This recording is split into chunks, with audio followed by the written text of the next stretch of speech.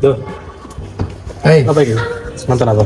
nonton drakor judulnya Mouse. Jadi katanya bagus. Bagus sih. Tapi aku tak fokus sih. Mau fokus ke subtitlenya dulu. Ikut nonton.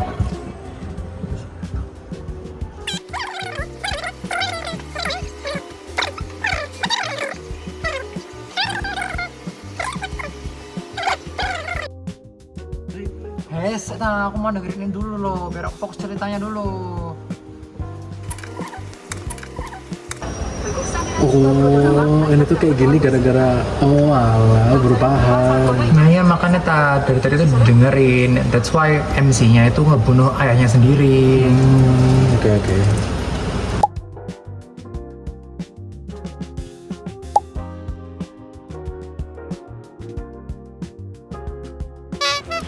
Saat Aru fokus ke layar, matanya menerima dua stimulus sekaligus, yaitu gambar bergerak dan teks subtitle.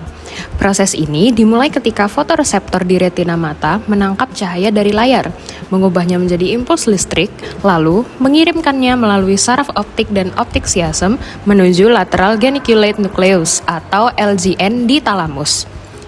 Dari talamus, sinyal visual diteruskan ke korteks visual primer di lobus occipital otak bagian belakang. Di sini, stimulus dipecah melalui dua jalur. Jalur dorsal menuju lobus parietal untuk menganalisis pergerakan gambar, dan jalur ventral menuju lobus temporal untuk mengenali objek serta wajah. Khusus untuk teks subtitle, informasinya akan mampir ke visual word form area untuk mengenali bentuk huruf, lalu diteruskan ke angular gyrus yang bertugas mengubah simbol tulisan menjadi bahasa yang dipahami oleh otak Aru.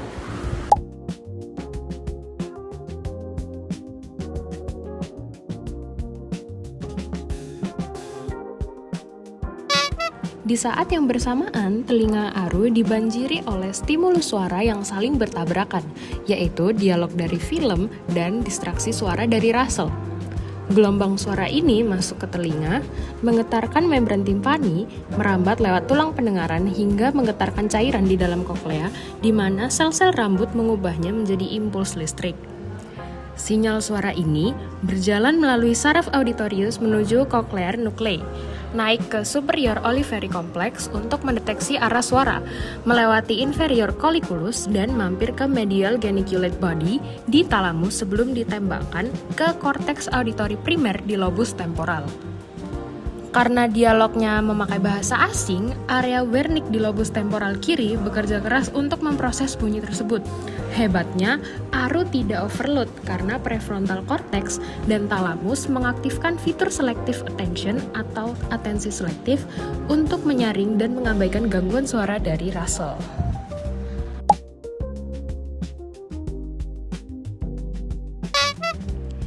Proses biopsikologi yang ketiga adalah bagaimana mekanisme pemrosesan bahasa asing dan memahami jalan cerita dapat terjadi.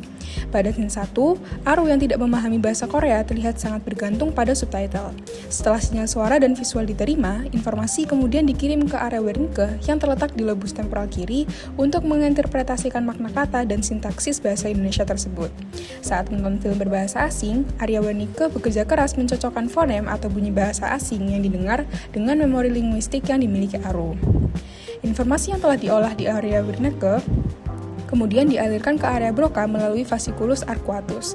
Meski fungsi utamanya adalah untuk memproduksi bahasa, dalam konteks menonton, Broca membantu menganalisis struktur kalimat dan tata bahasa atau grammar dari film tersebut agar maknanya logis.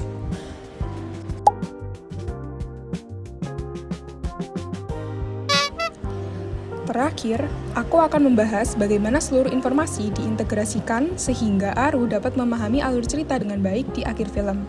Informasi dari korteks visual, auditori, dan area bahasa yang sudah diolah kemudian dikirim dan disatukan di korteks asosiasi, khususnya di area sulcus temporal superior atau STS dan lobus parietal inferior atau IPL. Area STS memegang peran krusial dalam menyatukan apa yang kita lihat dengan apa yang kita dengar.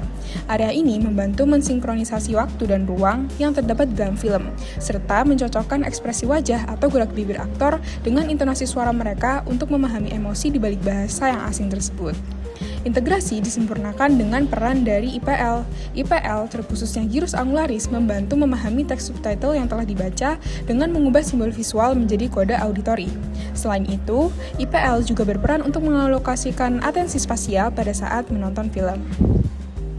Integrasi STS dan IPL tersebut kemudian akan memperkuat sinyal saraf, sehingga meskipun Aru tidak memahami bahasa Korea, kombinasi stimulus visual, auditori, dan teks yang disatukan oleh STS dan IPL membuatnya bisa memahami alur cerita film dengan baik di akhir cerita.